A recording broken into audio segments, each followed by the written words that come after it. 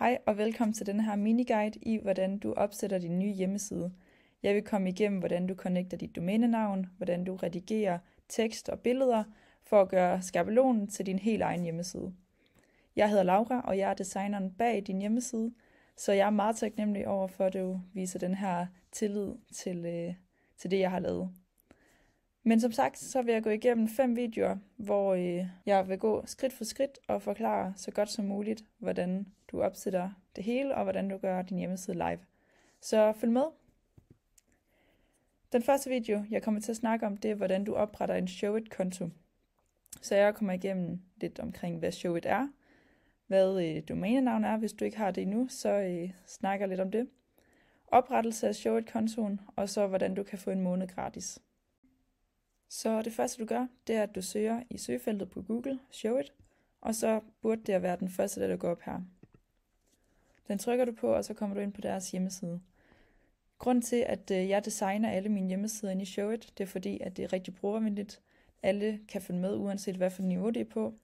Det er både helt nybegyndere, der laver hjemmesider i Showit, men det er også op til topprofessionelle designere, der bruger Showit, fordi det kan så meget, og det er nemt at sætte sig ind i. Så det er sådan set den største fordel ved det. Så når jeg sidder og designer hjemmesider, så er jeg sikker på, at mine kunder, og forhåbentlig også dig, kan finde ud af at redigere i dem. Men det du gør herinde, det er, at du trykker Create Your Site, og så skal du skrive din e-mailadresse. Og det er sådan, at Showit de giver en free trial på 14 dage, og så når de er opbrugt, så kan du bruge min kode, og så får du en måned gratis mere. Så det er faktisk en 1,5 måned free trial, du får ud af det. Men nu skriver jeg sådan set bare min e-mailadresse for at lave en gratis profil.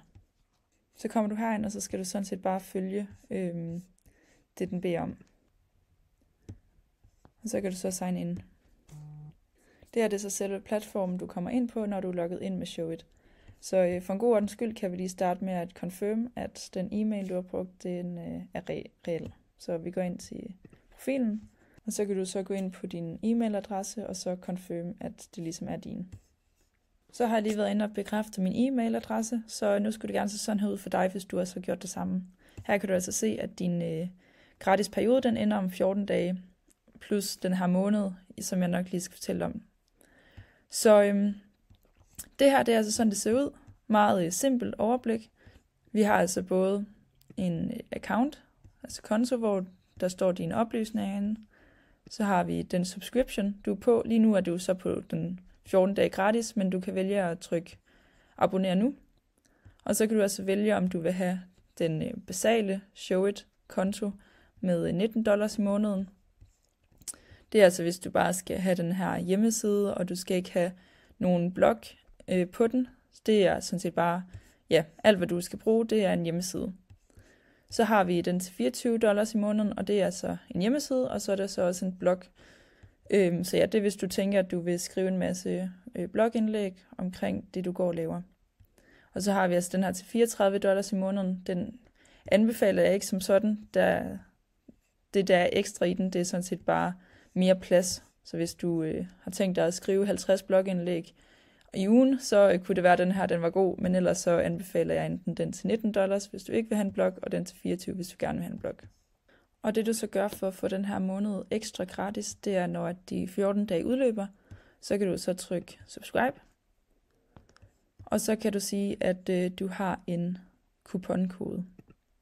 Og der kan du så skrive den her. Den kode, den ligger lige i beskrivelsen under den her video, så der tager du bare kopierer den, og så sætter ind, og så trykker du apply, og så får du altså en måned gratis. Og det er uanset om du så laver en årlig abonnementløsning, eller om du abonnerer hver måned og betaler de her $24 i stedet for $19.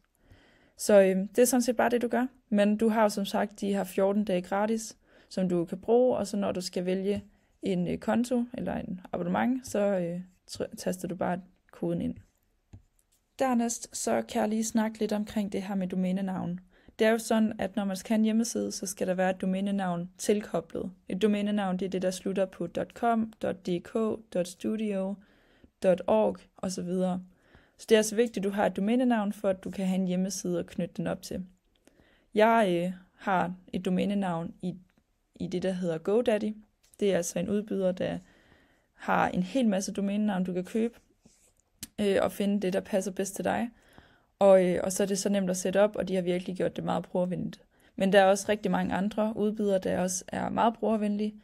Der er for eksempel Simply.com, der er One.com. Som sagt, så er der GoDaddy, som jeg bruger, fordi den er også meget nem at sætte op i forbindelse med Showit. Men uanset hvad for et form for udbyder du har, så er det altså rimelig simpelt. Og det er også noget, jeg ligesom hjælper med, så det er sådan set bare at booke et opsætningsmøde, og så sætter jeg det hele op for dig. Så det vigtige er bare, at du har et domænenavn, som du kan koble hjemmesiden op på. Men det var sådan set det for opsætning af Showit, og så snak om domænenavn. Ellers så er jeg som sagt klar til at sætte det hele op for dig, så snart vi har fået designet og hjemmesiden op at køre. Og det sidste, du mangler, det er domænenavnet. Så kan du booke det her opsætningsmøde med mig, så sætter jeg det helt op for dig. Det snakker jeg også om i en senere video, så hæng i, så vil jeg snakke om, hvordan du indsætter din nye skabelon i Showit.